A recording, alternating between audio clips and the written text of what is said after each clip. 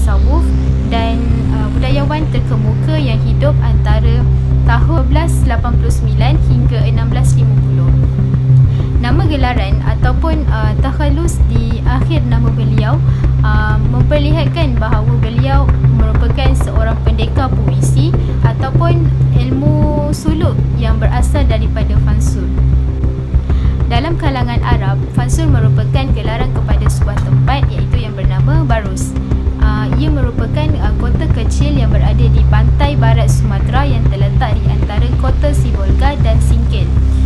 Kota tersebut berfungsi sebagai pusat pelabuhan yang dikunjungi oleh para saudagar dan musafir yang datang daripada negeri-negeri jauh. Selain berfungsi sebagai pusat pelabuhan, ia juga berfungsi sebagai pusat pendidikan Islam yang mana telah melahirkan ramai ulama yang terkenal. Ibu bapa Hamzah telah meninggal dunia ketika beliau masih kecil lagi dan disebabkan suasana tersebut beliau terpaksa mendorong diri beliau untuk memencilkan diri dan mengembara dari sebuah negeri ke sebuah negeri lain. Pengembaraannya ke serata negeri bukanlah sekadar mencari ilmu ataupun pengalaman. Beliau juga mencari bukti kewujudan Tuhan.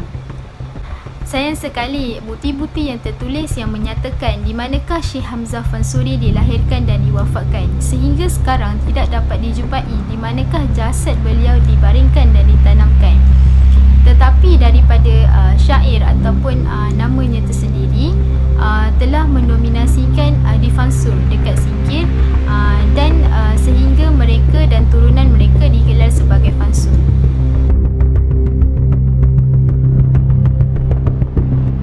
Cakap mengenai karya-karya Syekh Hamzah Fansuri, beliau telah menghasilkan karya yang cukup banyak. Karya-karya beliau digubah dalam bentuk puisi dan prosa yang menyorot persoalan keagamaan dan falsafah yang mendalam dan turut juga memancarkan kegemilangan bahasa Melayu di tempat yang tinggi dan unggul. Namun begitu, karya-karyanya beserta karya anak muridnya Syamsuddin Al-Sumatrani telah dibinasakan, iaitu dibakar berdasarkan perintah Sultan Iskandar Sani. Tindakan membakar karya-karya beliau dipengaruhi oleh mufti dan penasihat agama di Istana Sultan pada masa itu. Pada waktu itu juga, hanya sedikit karyanya yang dapat diselamatkan. Antara syair beliau yang sampai kepada kita pada hari ini ialah syair burung pingai, syair ikan tongkol, syair sidang fakir, syair perahu dan sebagainya.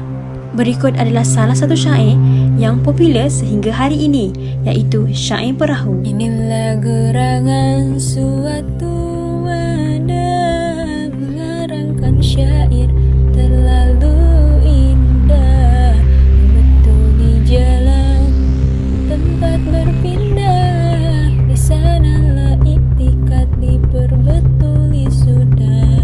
Selain itu, ketokohan Hamzah Fansuri bukan sahaja terletak kepada keterampilannya mencipta syair yang berunsur mistik, malah juga sebagai penulis prosa dan buku agama. Karyanya mengupas persoalan keagamaan khususnya bidang tasawuf, mantik, ilmu fiqh dan sebagainya yang memancarkan fahaman wahdatul wujud yang diyakininya. Antara hasil karangannya yang berbentuk kitab ilmiah ialah Syarab al-Ashikin, iaitu minuman orang yang berahi, Asrar al-Arifin, Bayan Ibnu al-Suluk wa al-Tauhid, iaitu rahsia orang yang bijaksana, Al-Muntahi dan sebagainya. Bagi saya, Hamzah Fansuri ini berpengetahuan tinggi dalam menguasai bahasa Arab dan Parsi kerana beliau menulis karyanya dalam bahasa Melayu dengan memasukkan kata-kata Arab untuk memperkayakan perbahagian bahasa Melayu kita.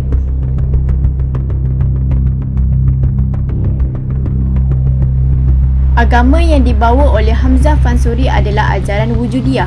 Seperti yang disebutkan, faham wahdah al-wujud disampaikan oleh Muhyiddin Ibnu Al-Arabi yang kemudian popular dengan sebutan Ibnu Arabi.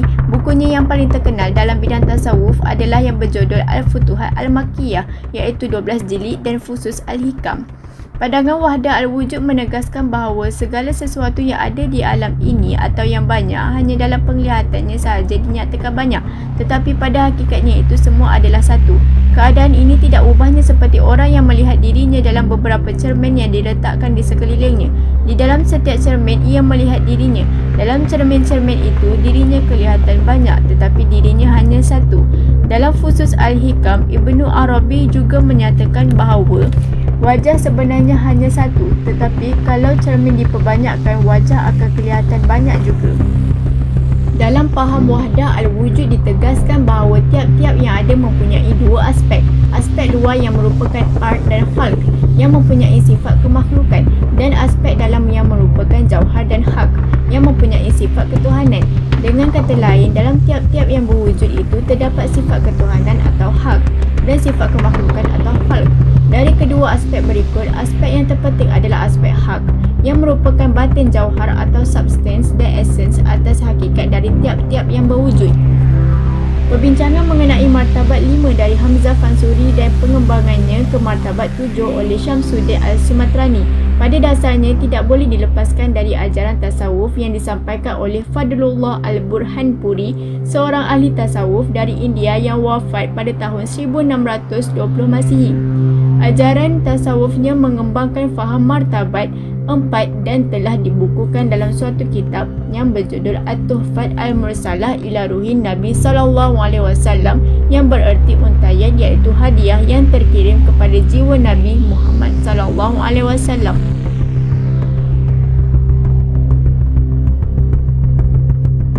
Syekh Hamzah Al-Fansuri telah memberikan banyak sumbangan dalam bidang sastra. Beliau memberi sumbangan yang sangat baik dalam bidang puisi sehingga beliau digelar sebagai pelopor puisi Islam yang bersifat agama dan tasawuf atau sufi. Antara karya beliau ialah Rubai Hamzah Fansuri yang mempunyai syair dan mengandungi 42 buah rangkap yang berinti ajaran wahdatul wujud. Di dalam ilmu sastra dan tasawuf, Hamzah Fansuri telah mempelopori penulisan risalah tasawuf atau keagamaan yang bersifat mistik dan bersifat ilmiah. Beliau juga mempunyai kekuatan luar biasa sebagai pengarang Islam. Beliau bukan sahaja seorang ulama tasawuf dan sastrawan terkemuka tetapi juga seorang perintis dan pelopor kepada pembaharuan. Beliau merupakan orang pertama yang memperkenalkan skema akhir A dalam puisi 4 baris sebagai pengucapan sastra. Syair-syair Hamzah Fansuri merupakan syair Melayu yang tertua, mempunyai sifat mistika dan melambangkan perhubungan Tuhan dengan manusia. Syair-syair yang dihasilkan oleh Hamzah Fansuri menggunakan irama pantun, yang mana kedalaman kandungan puisi-puisi beliau sangat sukar ditandingi oleh penyair-penyair lain yang sezaman atau selepasnya. Hamzah Fansuri merupakan orang pertama yang menulis ilmu tasawuf dalam bentuk sastra. Tiadalah berapa lama hidupmu, ke akhirat jua kekal diammu. Hai muda arif budiman, hasilkan kemudi dengan pedoman alat perahumu. Jua kerjakan, itulah jalan membetuli insan. Sekian daripada kami. Semoga video ini dapat memberi manfaat kepada semua. Assalamualaikum warahmatullahi wabarakatuh.